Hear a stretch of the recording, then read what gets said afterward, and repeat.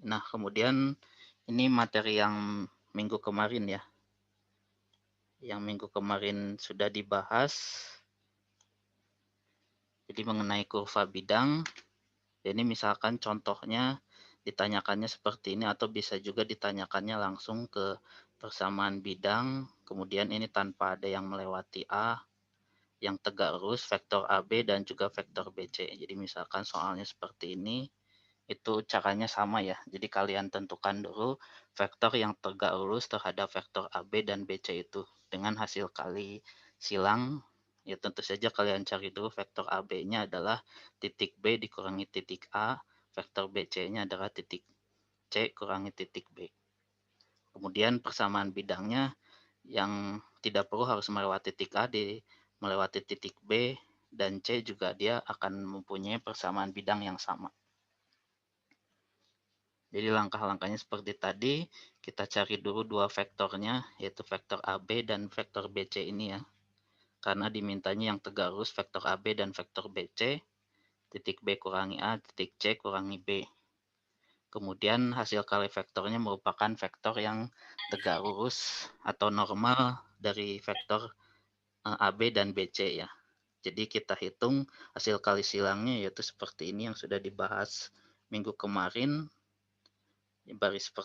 Seperti menghitung determinan, baris pertamanya adalah vektor satuannya, baris kedua adalah vektor AB di sini ya. Kemudian yang ketiga adalah vektor BC yang dikalikannya. Kemudian menghitungnya, kita tutup bagian I-nya, ini dikalikan cari determinannya minus 8 dikurangi minus 3 ya. Kemudian ada satuannya vektor satuannya I. Kemudian yang kedua J itu ada minusnya tandanya jangan lupa. Yang ini positif, yang ini positif. J kita tutup ini bagian ini kemudian dikalikan.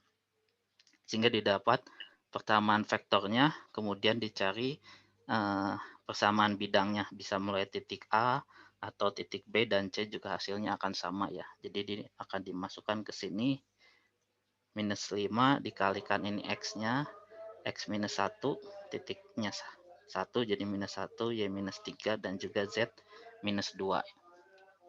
Kemudian didapat persamaan bidangnya adalah seperti ini. Jadi ada suatu bidang di X, Y, Z, kemudian ada vektor yang tegak lurus di sananya, di bidangnya ya. Jadi kurva bidang seperti ini, kemudian dia ada yang tegak lurusnya. Ini persamaan bidangnya yang tegak lurus dengan vektor yang lainnya. Nah, kemudian di sini kita akan menghitung gradien fungsi skalar ya. Ini penting terutama untuk yang mengenai kalkulus vektor ya. Gradien fungsi skalar. Jadi fungsi skalar di sini fungsi yang tidak mempunyai arah ya, seperti temperatur, berat, panjang dan lain-lain juga. Jadi skalar, gradien dari fungsi skalarnya itu disebut grad, graduan F atau simbolnya seperti ini, segitiga terbalik dibacanya adalah nabla.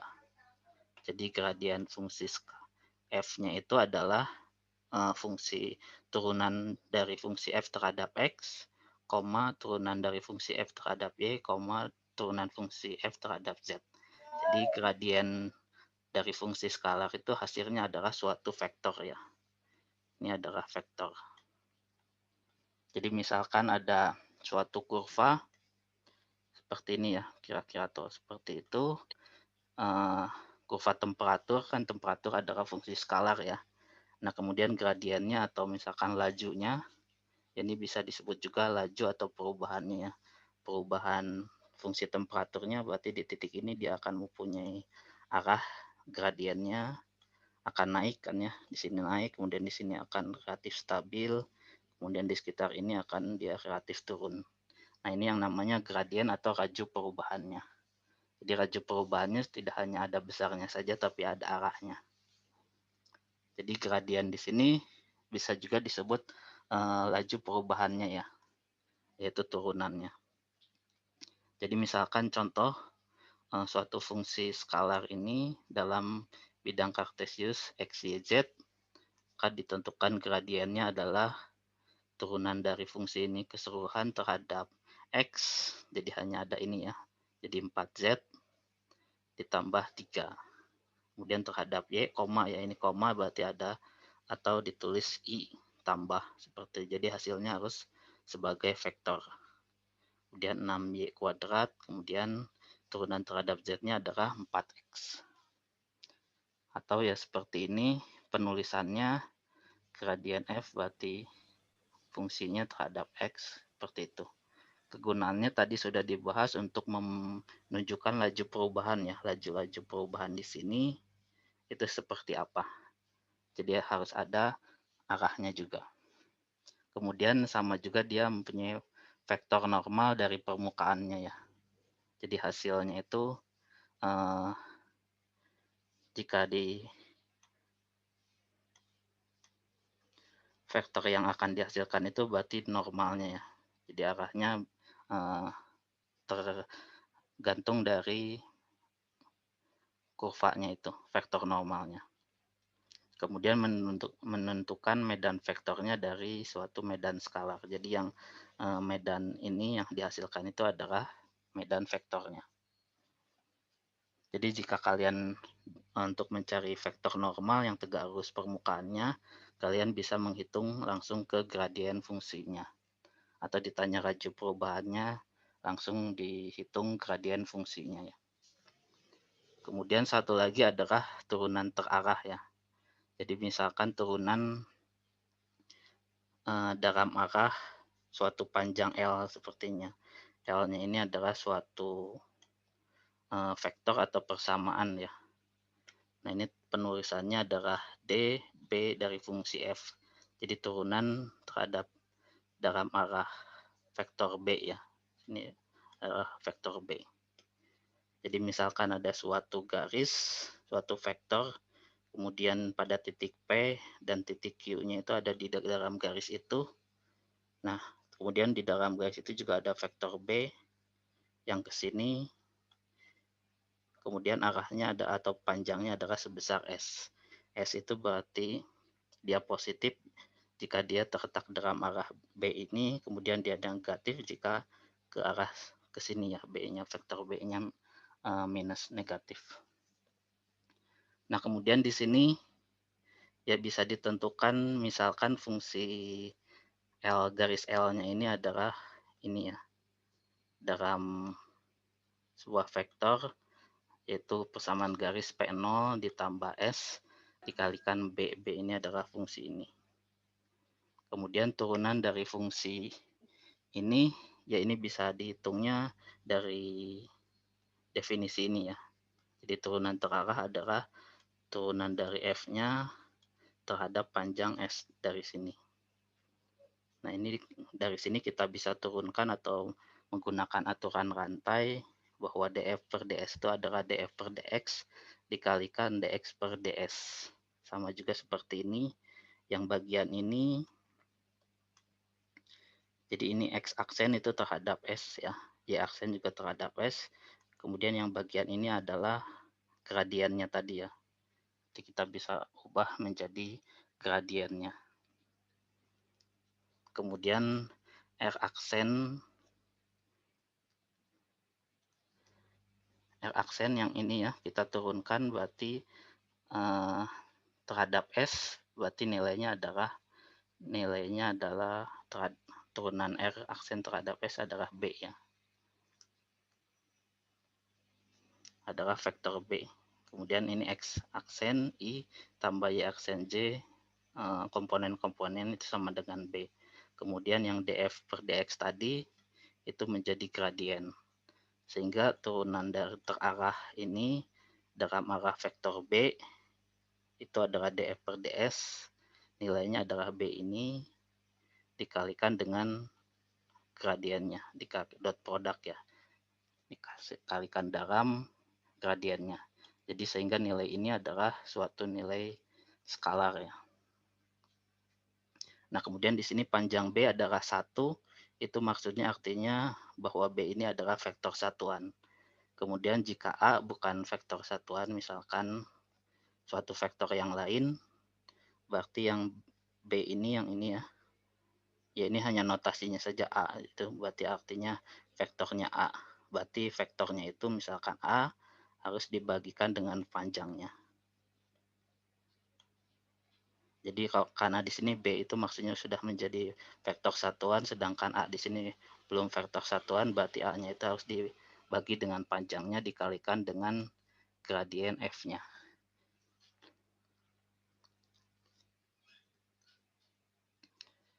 Jadi ini contohnya ya, turunan terarah dalam ini fungsi F terhadap Z.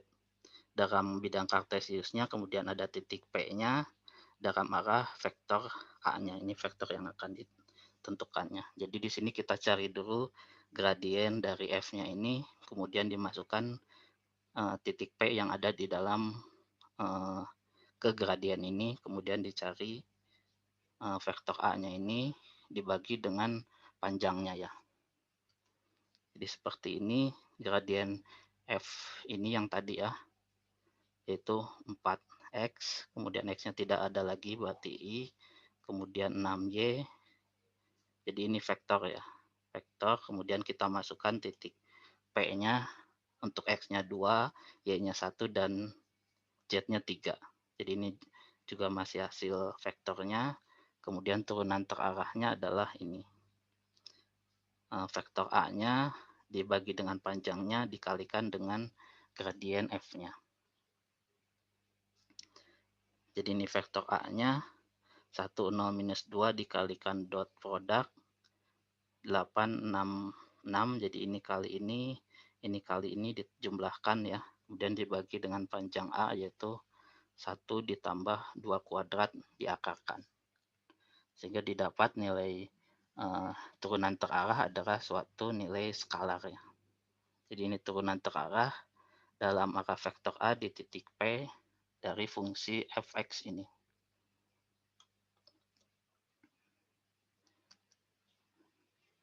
Tanda minus berarti fungsi f-nya itu turun di dalam arah vektor A di sini yang tadi ya, ke bawah. Nah, jadi itu yang harus diingat ya. Jadi gradien itu hasilnya adalah vektor, kemudian turunan terarah itu hasilnya adalah skalar ya. Ini persamaan dari turunan terarahnya. Jadi fungsi A-nya vektor A-nya itu dibagi dengan panjangnya. Nah, kemudian ini dua istilah juga yang harus dipahami yaitu divergensi dan juga kurl untuk suatu medan vektor. Kalau tadi kan suatu medannya adalah medan skalar ya, tanpa mempunyai arah. Yang ini adalah untuk medan vektor. Jadi kumpulan nilai-nilai tertentu dalam dari besaran vektor. Jadi misalkan V ya, kalau tadi F berarti skalar, ya ini V adalah suatu vektor dalam arah X, Y, Z yang bisa diturunkan ya, artinya terdiferensialkan, sehingga nanti komponen V1, V2, dan V3-nya adalah komponen dari vektornya, bisa diturunkan terhadap X, Y, dan Z-nya ya. Jadi divergensi adalah penjumlahan ya, turunan dari V1 dibagi X ditambah V2 terhadap DY dan juga V3 dibagi turunan V3 terhadap Z. Jadi vektor yang ketiga itu diturunkan terhadap Z, bukan keseluruhannya.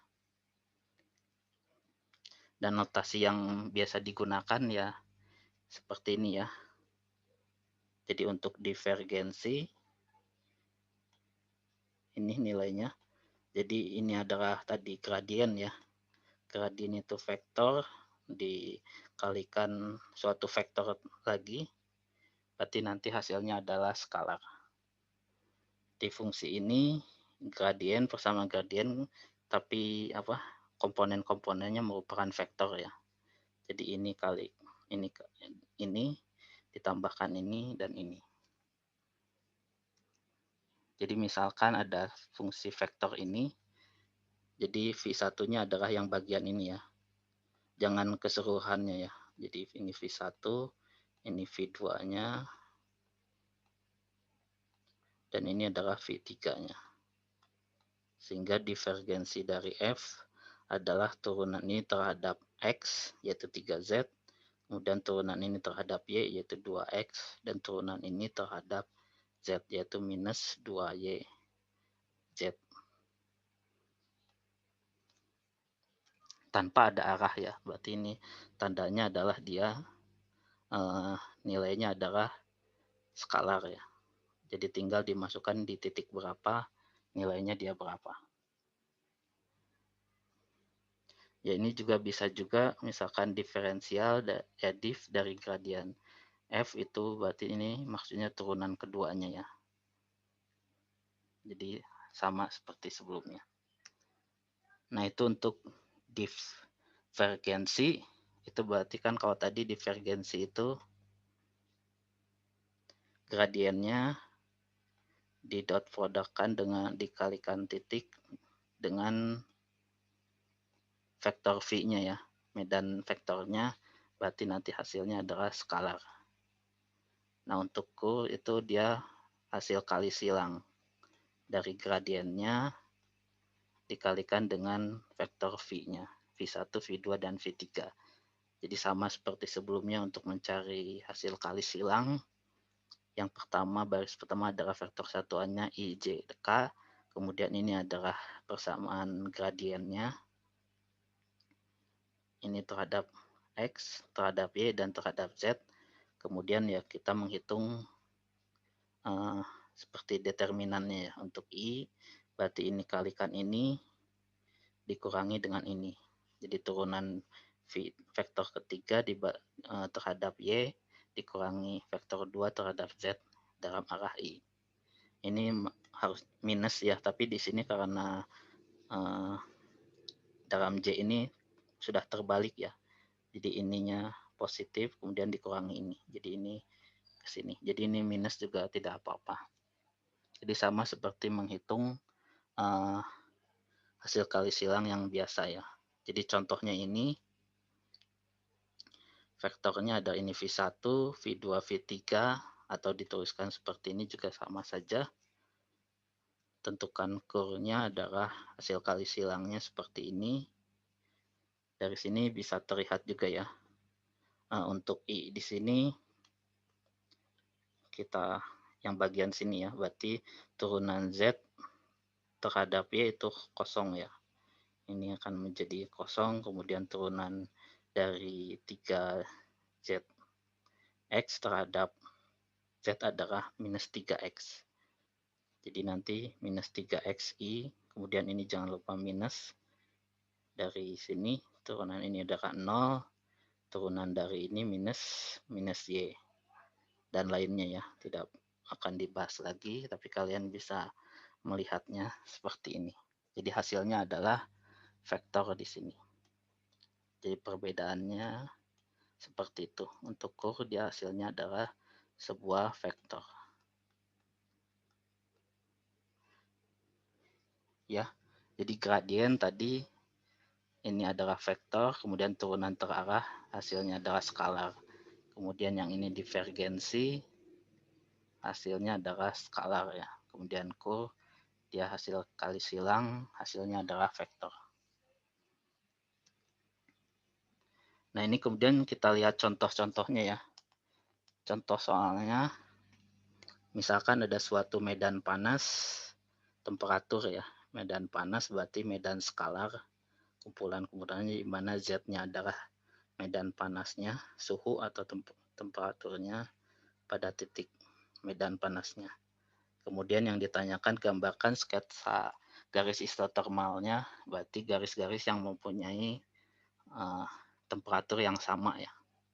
Misalkan untuk temperaturnya adalah Z1, berarti T-nya adalah 1, suhunya 2, dan suhunya 3. Jadi seperti ini untuk Z-nya 1, berarti ini nilainya 1. Persamaan ini kan sama dengan persamaan lingkaran ya. X kuadrat kemudian Y kuadrat ada di dalamnya, berarti dia titik pusatnya adalah X-nya adalah 0, kemudian Y-nya adalah yang berpotongan dengan sumbu Y-nya adalah 3. Sehingga bisa kita gambarkan seperti ini. Untuk Z-nya sama dengan 1 adalah ini, Z sama dengan 2 adalah ini. Jadi titik pusatnya ada di sini ya, titik 0,3. Kemudian ini suhu yang mempunyai nilainya 1, kemudian ini 2, berarti antara di sini 1 dengan di sini berarti ada gradiennya ya, antara 1 semakin ke sini menjadi 2, kemudian menjadi 3 di sebelah sini. Semakin jauh dari pusatnya akan semakin tinggi temperaturnya. Jadi itu sketsanya. Kemudian gambarkan suhu di titik A dan di titik B ya. Titik A 0,8 itu ada di sini. Ya bisa dimasukkan atau bisa juga diperkirakan ini 3, ini 4, berarti ini akan 5 ya. Kemudian satu lagi di titik B 5,3, berarti ada di sini 5,3 ya. Ini juga sama, ini 3, ini 4, berarti ini 5. Atau ya tinggal dimasukkan saja ininya ke dalam persamaan ini. Jadi didapat nilai temperaturnya. Kemudian ini persamaan gradien medan panasnya. Ya, artinya gradien berarti turunannya ya. Atau lajunya, laju perubahan medan panasnya terhadap XY, kemudian arahnya. Jadi ada I, J, dan K-nya ya. Jadi dari sini juga bisa terlihat kalau lajunya itu kan semakin ke sini semakin naik ya. Jadi nanti ada arahnya seperti itu.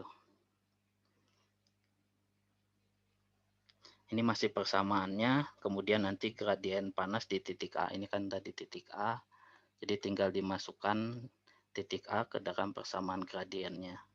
Kemudian nanti vektor normal satuan itu berarti dibagi dengan vektornya dibagi dengan, kan gradien itu ada apa, sebuah vektor ya, dibagi dengan panjangnya. Kemudian turunan di titik terarah juga nanti gradien di titik A dikalikan dengan vektor normalnya. Tapi ini dari titik A ke titik C, kemudian dari titik A ke titik D ya. Jadi harus dicari dulu titiknya. Nah, jadi tadi sudah dibahas suhu di titik A, tinggal dimasukkan aja ke persamaan ini, didapat suhunya 5 dan juga sama 5. Kemudian persamaan gradien panas, berarti persamaan ini diturunkan dulu terhadap X. Kemudian dalam arah I, berarti X hanya ada ini 2X, 2XI. Kemudian yang ini 2Y minus 3 dalam arah Z. Jadi ini bisa ini digabungkan ke sini jadi seperti ini. Kemudian gradien panas di titik A, berarti dari persamaan gradien ini dimasukkan titik A berapa. Nah, ini adalah besarnya adalah 10 dalam arah J. Kemudian 10 dalam arah I. Jadi ke arah atas positif ya. Sebanyak 10 J, kemudian satu lagi I, berarti ke arah kanan. Kemudian vektor normalnya berarti tinggal dari 10 ini dibagi dengan panjangnya ya, atau 10 kuadrat. Sehingga ini vektornya adalah J dan juga I. Jadi akar dari 10 kuadrat kan 10 ya. Kemudian turunan terarah di titik A ke arah titik C, berarti kita harus jadi apa, vektor dari A ke C-nya ya. Vektor A ke C berarti titik C dikurangi titik A, yaitu ini vektornya. Kemudian gradien F di titik A itu tadi sudah ada ya, di sini gradien F di titik A 10J ya, jadi 0,10. Yang bawah 10,1. Oh enggak, yang masih tetap di keduanya di titik A ya. Jadi 0,10. Yang ini adalah 0,1. Panjangnya adalah 1 ya. 1 per 1 berarti ini 0. Kemudian minus 10 dikalikan minus 1 dikalikan 10 jadi minus 10. Hasilnya adalah skalar. Kemudian sama juga di bawahnya titik A ke titik D. vektornya adalah vektor AD, D minus A, I minus J, kemudian sama seperti ini. Baik, ada pertanyaan? Sampai sini? Halo Pak. Ya, silakan. Naufal Pak. Ya, Bisa mundur Naufal. ke slide yang sebelumnya nggak Pak? Yang ini, turunan terarah atau yang mana? Yang Contoh soal? penyelesaian soal satu dari Pak. Ya, Yang yang bagian mana? D kalau nggak salah. D ya. Ya, yang bagian D. Ya, ini. Bagian E ya.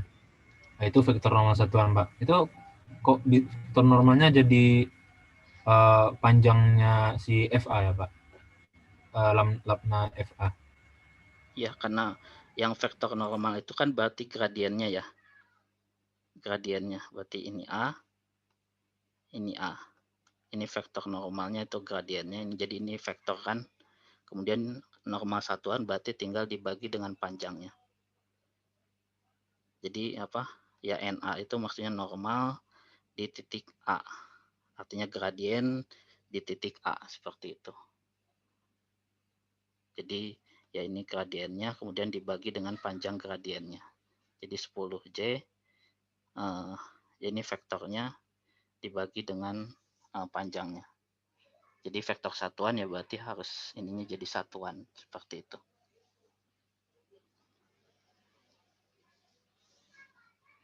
Gimana? Jadi jika ditanya vektor normal satuan di titik B langsung berarti harus dicari dulu gradien di titik B-nya dulu, baru dibagi dengan panjang dari vektor ininya. Seperti itu ya. Apa sudah jelas? Naufal? Masih kurang paham saya Pak.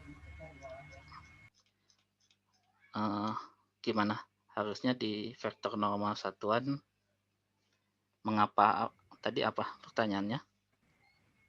Kan vektor gradien kan sama dengan arahnya si kurvanya kan Pak. Terus kalau Ya, tapi vektor menjadi normalnya vektor kan berarti itu maksudnya. Jadi vektornya. ya. Kalau vektor normalnya berarti bukannya tegak lurus dengan gradien F-nya, Pak? Ya, untuk di sini kan memang tegak lurus juga kan. Enggak, bukan tegak lurus terhadap F-nya, tapi tegak lurus terhadap konturnya itu. Terhadap konturnya itu tegak lurus. Jadi ini konturnya kan. Jadi tegak lurusnya ya kira-kira ya di sini itu dia kan J ya. Kalau tidak salah di titik A. Jadi ke sana. Satu lagi I berarti ke sebelah sana. Jadi tegak lurusnya terhadap yang ini. Di titik ini, di titik A. Tadi kan sudah juga dibahas laju perubahan yaitu biasanya juga tegak lurus terhadap medan skalarnya ini.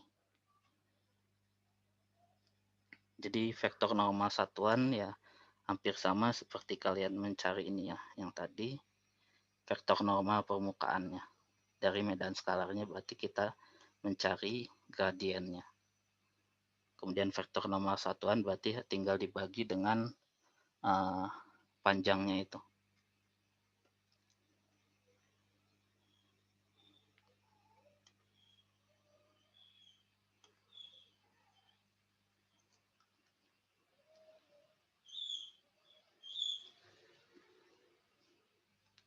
Jadi ini kan 10 di titik A itu 0,8 ya. Kemudian vektornya adalah ke sana kan arahnya. Kemudian satu lagi ke sini. Berarti ini konturnya kan akan seperti ini tadi ya. Persamaan garisnya atau kurvanya, medannya. Nah, ini juga nanti akan seperti ini ke sana lajunya.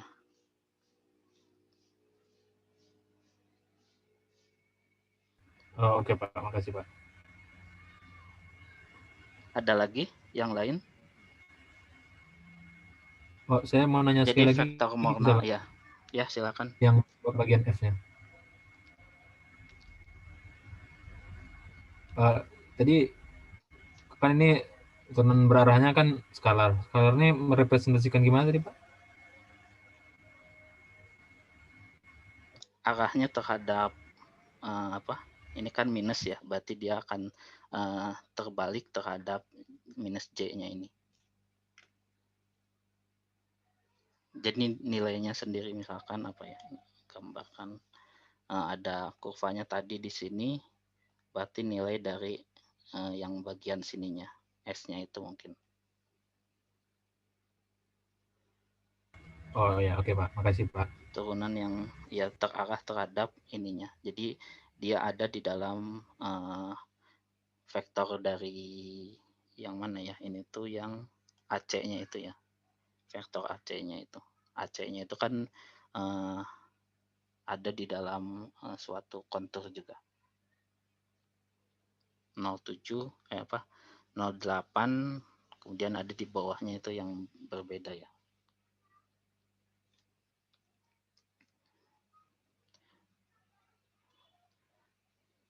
Nah, ini juga sama mungkin ya, yang ditanyakan juga. Ada lagi? Kalau tidak ada, saya lanjutkan ya. Jadi menentukan vektor normal satuan terhadap permukaan ini. X, Y, Z, nilainya adalah skalar pada titik 2, 5, dan 3. Berarti persamaan fungsinya adalah X, Y, Z sama dengan 30. Kemudian kita cari gradiennya, vektor normalnya terhadap 30 ini ya.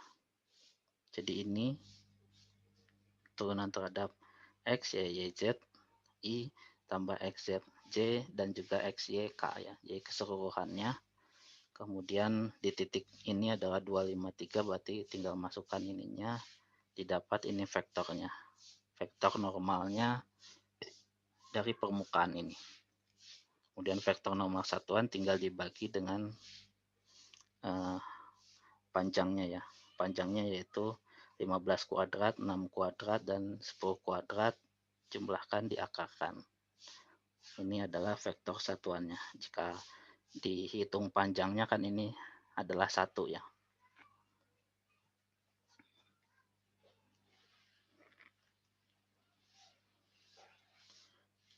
Kemudian ini contoh yang ketiga, yaitu suatu vektor V. Ini V1, V2, dan V3-nya. Kemudian tentukan kur dari vektor V-nya ya, yaitu berarti ini gradiennya dikali silang dengan vektor V-nya. Jadi sama seperti ini, yang bagian atas IJK-nya, kemudian yang bagian kedua adalah gradiennya dikalikan dengan vektor V1, V2, dan V3.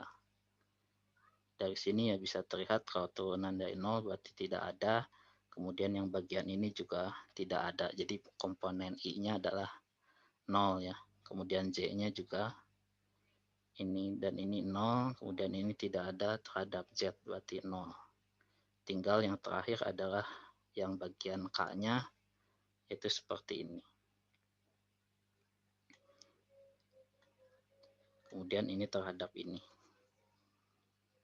Kalau turunan terhadap ln kan mudah ya. Jadi 1 per X kuadrat ditambah Y kuadrat, kemudian tinggal turunan dari bagian ininya adalah 2Y. Jadi minus 2Y dibagi X kuadrat Y kuadrat. Yang bagian ini bisa dicari berdasarkan petunjuk di sini ya. Bahwa turunan dari arkus tangen X adalah 1 per X 1 per 1 ditambah X kuadrat. Jadi di sini bisa kita misalkan Y per X. Ini kan yang ditanya adalah Y per X ya. 2 itu konstantanya, Y per X-nya kita misalkan U. F 2 arkus tangen U, kemudian U-nya Y per X atau Y X minus 1.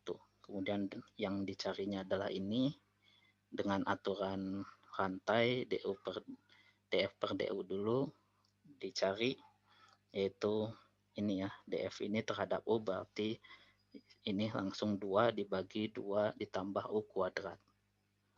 Kemudian DU per DX adalah minus YX. Turunan ini terhadap X adalah minus Y, X minus 2. Ya, ini ke bawahnya hanya tinggal penyamaan saja ya, penyederhanaan. Jadi ini U kuadratnya kita masukkan lagi, U-nya adalah Y per X kuadrat. Ini penyederhanaannya didapat turunan ini 2 akus, y per x adalah minus 2 dibagi dengan x kuadrat y kuadrat. Karena ini udah sama berarti bisa digabungkan jadi minus 4y dalam arah K di sini. Kemudian ini yang keempat, contohnya misalkan ada suatu pipa diameter berarti dari ini ya, diameternya 2, kemudian arah fluida yang ada di sini kan berbeda-beda, jadi ini adalah suatu fungsi vektor ya. Aliran fluida tidak ideal, ada gesekan, jadi ada perubahan-perubahan antara di atas di sini, gesekan di dinding pipa dengan di sini ya. Yang bagian tengah pasti akan alirannya paling tinggi karena tidak ada gesekannya di situ. Kemudian ya ini persamaannya, tentukan vektor normalnya, ya ini disebutkan bidang normal adalah Rx dikalikan Ry. R-nya itu adalah gradien dari fungsi arah X ini dan juga arah Y. Jadi gradien dari F-nya ini adalah 2X minus 2Y dan juga minus K. Kemudian Rx-nya adalah dalam arah X, berarti Rx-nya itu adalah yang ini dalam arah X saja ya, minus 2X. Kemudian Ry adalah ini, yang adalah ini.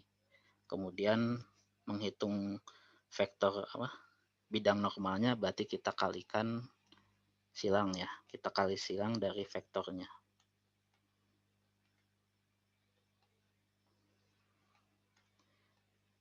Vektor Rx, ini Rx-nya, kemudian vektor Ry. Karena kan di sini sudah disebutkan seperti ini ya. Vektor normalnya adalah hasil kali silang dari Rx dan Ry. Sehingga ini didapat hanya tersisa yang bagian K-nya saja, yaitu minus 2X dikalikan minus 2Y. Seperti ini.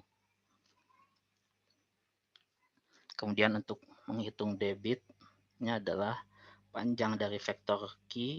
Panjang vektor Q adalah ini, yaitu 1. Kemudian jari-jarinya, karena diameternya 2 ya, berarti jari-jarinya 1. Jadi ruasnya adalah V. Sehingga debitnya Q dikalikan A, panjang ini adalah akar dari 1 kuadrat tambah 1 kuadrat akar 3 V. Jadi didapat nilainya adalah ini.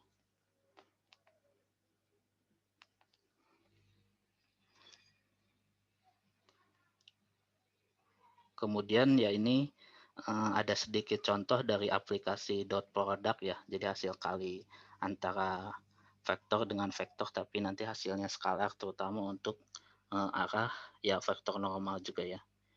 Yang arah mana nilainya yang paling tinggi. Jadi dot product kan terhadap cos ya. Artinya ini antara vektor ini dengan ini, berarti panjangnya atau nilainya adalah ini. Jadi jika ini berarti hanya panjangnya, ya ini nilainya sebenarnya, hasil dot produknya adalah bagian sini ke sininya. Sehingga nanti jika ini dengan ini berhimpit, cosnya 0, berarti nilainya akan yang paling tinggi ya. Ya bisa dilihat juga di bagian sini.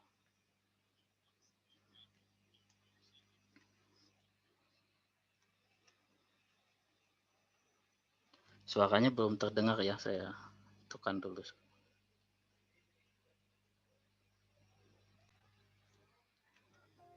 Well, one simple example would be what you're seeing here, with solar panels.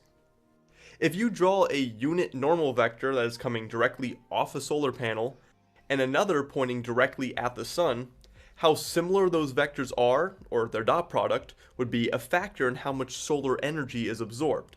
Since the more the solar panels are directly pointing at the sun, the more energy you get. Semakin keni, nilainya akan semakin tinggi. Seperti itu tadi. Kemudian ini juga untuk dalam video game, untuk melihat sudutnya juga bisa juga ya dalam pemrograman. Algebra are huge in video game design. as vectors that are stored in the game can contain information on the velocities and relative positions of certain characters, for example. One use of this is determining whether one character is in another's field of view. Like, how should the game determine whether a guard sees you or not as you navigate an area? Well, what the game could do is first assign a field of view to the guard that would span some angle. Then to determine whether your character is within that field, the game could calculate the unit normal vector for that guard, which points in the direction they're facing, and then it could create another unit vector going from the guard to your character. After performing the dot product, the resulting angle can be used to find the answer of whether you should be caught or chased or whatever in that moment. And in more general terms, the sign of the dot product tells us whether one player is in front of or behind another character or object. Ya, jadi tadi untuk menentukan sudutnya berarti area yang bisa dilihat dari seorang penjaganya itu ya tadi.